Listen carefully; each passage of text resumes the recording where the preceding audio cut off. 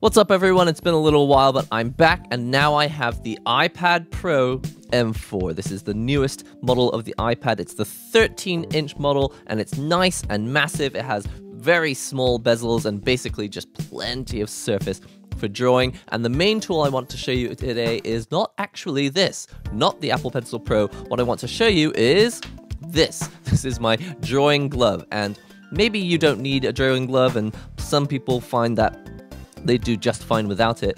But since I don't use a screen protector on this iPad, if I don't have a glove on, my hand actually gets stuck to the screen. Just the oils of your hand and just the grippiness of the glass means that your hands get stuck. And so when you're trying to draw a line like this, if you don't have the glove on, you end up drawing a line that's just kind of harder to get nice and smooth. But with this glove on, I can have nice smooth circles while I'm drawing. I'm using my entire arm. I mean, sometimes I'm not using my entire arm. Like, sometimes this is a curve I want to do with just like the flick of my wrist. This is something I want to do with my hand finger motions, and maybe other parts are large overarching motions that I want to do with my arm, like so. What kind of haircut has this become? But this is all made possible because I like to draw with a glove. And so what I'm going to do today is actually push the iPad Pro to the side, and I'm just going to show you how I create this glove. Now, the main features, as you can see, are that the fingers have been cut out of it, but also I want to show you that it can be very inexpensive. This cost me less than $1. This is the package it came in. There were 4 gloves, and I purchased it at Daiso, which means that for 100 yen, which at the current exchange rate is something like 70 cents. We just take it out of here. I've only got one left because I've already lost the other 2. So this is why I like to buy it this way, because you get plenty of extra chances in case you lose them. I've got the large version, but to be honest, I could probably afford to get an extra large. And what we actually need to do is cut holes in the middle, index, and thumb fingers. Now, the reason we do this is because when you hold the pen, it's just nicer to be actually touching the surface of the Apple Pencil. But secondly, when you are drawing, you're going to be drawing like this, drawing your circles, drawing your lines, drawing your eyes, and then you're going to want to zoom in. Now, some people have a left-hand device. They've got a separate device that they do for that. Or maybe you might want to just zoom with your left hand, but I tend to have my left hand just kind of sitting off to the side, eating something, or maybe drinking a coffee. I personally like to be drawing like this and then just zoom with the same fingers, because look, these fingers are already right here by the surface of the screen. Why move your left hand over to do this? And again, to be honest, my left hand isn't really as dexterous when it comes to doing the exact movements that I want. But when I'm drawing like this, it's like I know exactly where I'm going, and it's just so easy to pick up the pencil like this, draw a little bit, move it around. And personally, I'm a big fan of touch controls on the iPad when it comes to moving the canvas around. But you can't really do this if you have a glove on your fingers, which is the reason we're going to be cutting out these 3 fingers, and I have a pair of scissors to do it. So what you want to do is not cut way too close here. We want to have like, I don't know, like a 1 centimeter gap away from here so that you don't accidentally rip into the hole and it just becomes like one giant hole instead of 3 separate holes.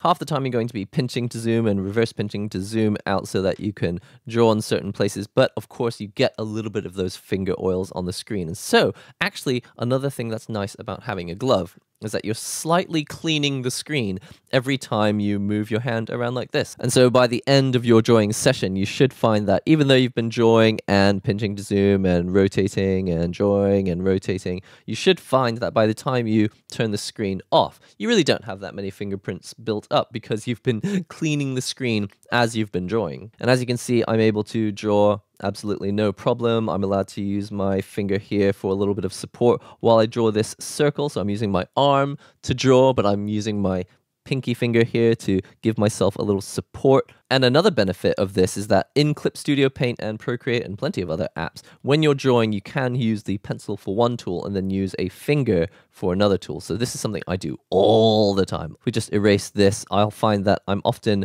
drawing like this. I'll have the sketch lines in place for the face. Let's say I want to have it at this angle because, of course, it's significantly easier to draw a face looking to the left. And then when I want to draw the eyes, I'll be like, okay, actually, I need to get rid of these lines here.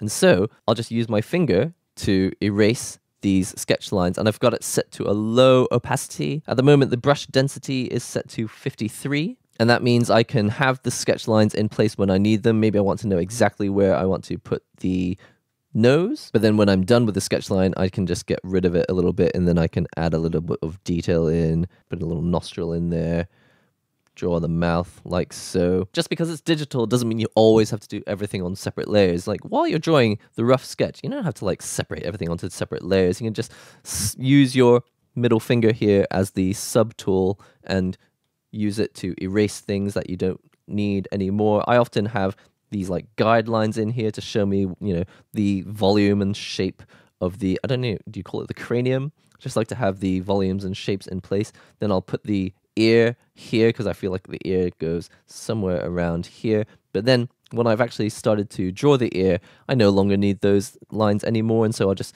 use my finger here to get rid of those lines that I no longer need. Then draw some thicker lines in here when I've decided and committed to the shape that I want it to be. And the whole time it's just such a beautifully smooth experience because I've got my hand gliding over the screen. Now, in truth, this might be the opposite of what you want. You might actually want a surface that feels rougher. And if that is the case, then by all means get yourself a textured screen protector. I'm just used to drawing on the iPad like this, so I don't need a lot of resistance from the paper. I don't find that it's a problem for me to not have the resistance of the paper. One small change you might like to consider if you are making your own glove like this is that if you draw stuff and then you need to undo, if you undo with your middle and thumb, it's like this, then it's no problem. Or if you undo with your middle and index fingers, it's no issue. But if you want to undo using your ring finger, I think it probably does work sometimes, but as you can see, it's not very consistent. It would be better if you actually got rid of the finger of the ring finger here as well. So I may cut a hole in the glove for the ring finger as well, but as you can see, when I'm drawing, sometimes I have both the pinky and the ring finger here to support my hand and the weight of my hand so that I can get exactly the smooth line that I'm trying to go for. And in that case, I want this finger to be covered as well. And to be honest, I don't undo that often. When I do undo, I can just use my middle finger and thumb like this and it's no issue. So really that's all I wanted to show you, just a quick video on, how to make a super simple glove. I mean, it seems like a really simple thing to do, but it's not just a tutorial on how to do it. It's also just a little tutorial to show people that it exists, A lot of ideas out there. They're a tutorial, but really what it is I'm just trying to show you that it is possible to do it. It might not be an idea that had even occurred to you before, but it's super cheap and easy to do, so I highly recommend it. Just finish off the hair of this character so that they don't look completely unfinished. Use my finger, which is exposed here, to do some gentle erasing. Just redo this face line over here so it's a little bit thinner. Anyway, that's all for today's video. I will be showcasing more iPad Pro M4 stuff in the future, but for now I just wanted to show you how to make this super easy glove, which is not $1, it's actually $1. It's actually 75 cents for a pack of 4 of these gloves, which is absolutely fantastic. So remember, if you want to get into art, it doesn't have to be super expensive. You don't even need an iPad. That's all for today. Make sure that you're subscribed if you want to watch more, and I'll see you all next time.